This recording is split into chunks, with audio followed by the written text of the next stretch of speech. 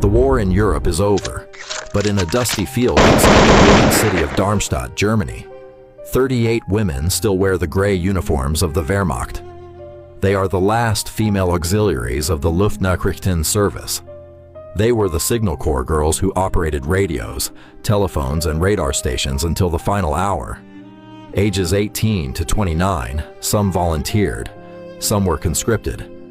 All of them are prisoners now, waiting for whatever the victors decide comes next. They sit in rows on the ground, knees drawn up, surrounded by American GIS with rifles. Their faces are thin. Their hair is cropped short under caps stripped of insignia. They have not eaten properly since February. The last official ration was a cup of watery soup and a slice of sawdust bread 3 days ago. They know the stories. They expect shouting, blows, revenge. They wait quietly, because that is what German women were taught to do. But the Americans are not shouting. A young lieutenant from Texas steps forward. His name is Daniel O'Connell. He is 24, baby-faced with a drawl thick as molasses. He has seen too many camps in the last month.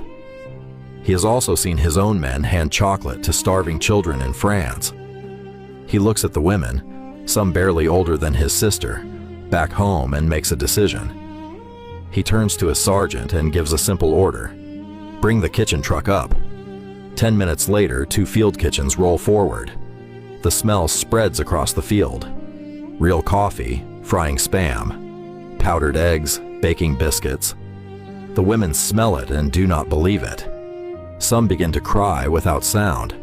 Lieutenant O'Connell walks the rows with a clipboard, asking through an interpreter if anyone is wounded or sick.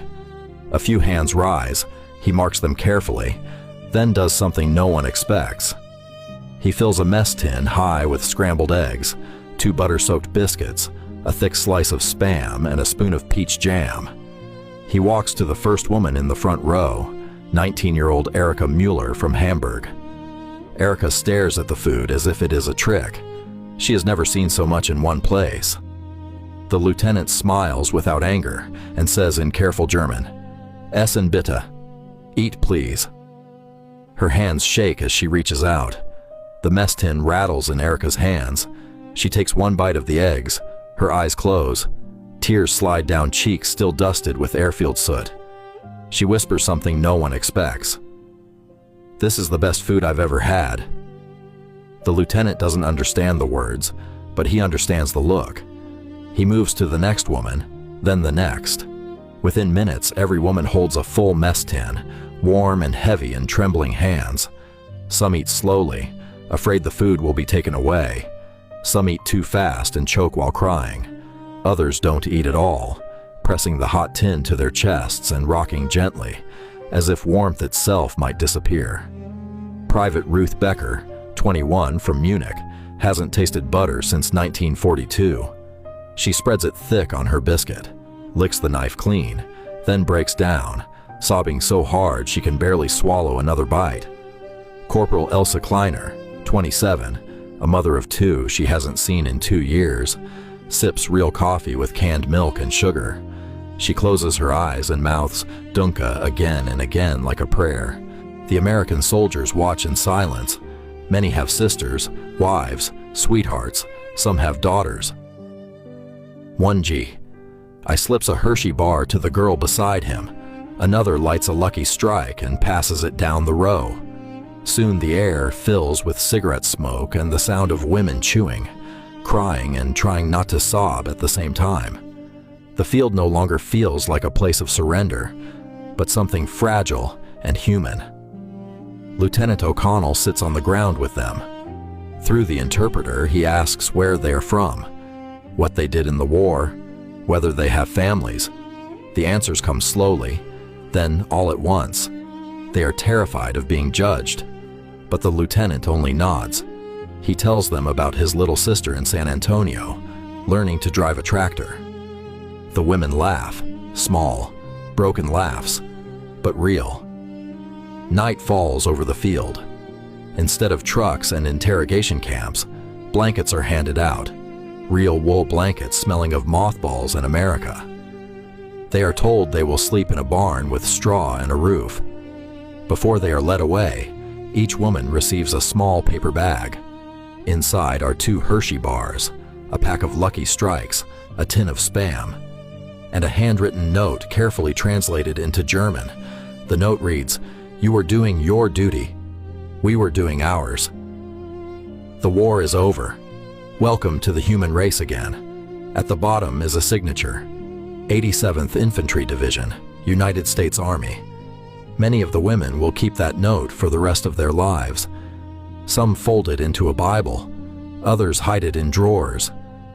One will frame it on a wall, proof that Mercy once arrived in uniform. Erica Muller will frame hers. In 1949, she will marry an American soldier and move to Wisconsin. Every Christmas, she bakes biscuits with too much butter and tells her grandchildren about the day the enemy fed her. Ruth Becker will open a small bakery in Bremen. The first thing she perfects is American-style biscuits. She names the shop Danke 1945, though few customers ever know why the year matters so much. Elsa Kleiner will find her 2 sons alive in a displaced persons camp. The first real meal she cooks for them is scrambled eggs with Spam. They eat 3 helpings and ask why their mother is crying. In 1978, 33 years after that dusty field, 21 of the original 38 women gather in Darmstadt again. They bring children, grandchildren, and a few American husbands. They lay a wreath where the kitchen trucks once stood. One by one, they read aloud the note they all still carry. Their voices tremble, but they do not break. Some moments never fade, because some moments are bigger than victory or defeat. Some moments are simply the first time someone looks at you and sees a human being instead of an enemy. On that day in May 1945, 38 German women learned that peace does not always begin with treaties. Sometimes it begins with scrambled eggs, buttered biscuits, and a young lieutenant who chose mercy. For the rest of their lives, the women will remember that food had no uniform. Hunger did not care who won the war, and kindness did not ask which side they served. It simply arrived when it was least expected. Whenever they taste real butter or smell coffee brewing, they are carried back to that field. To the steam rising from mess tins to hands that did not strike, but offered to mercy spoken softly in a foreign accent. They will remember a young lieutenant from Texas who had seen too much death and chose not to add to it. A man who understood that ending a war sometimes means refusing to continue it in your heart. Years later, historians will count victories, borders, and casualties.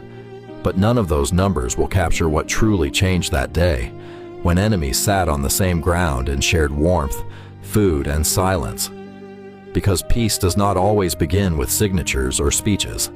Sometimes it begins with a plate of scrambled eggs, a biscuit dripping with butter, and the courage to see a stranger as human. And whenever they close their eyes, they still hear it, a gentle voice across the years, spoken without hate or triumph.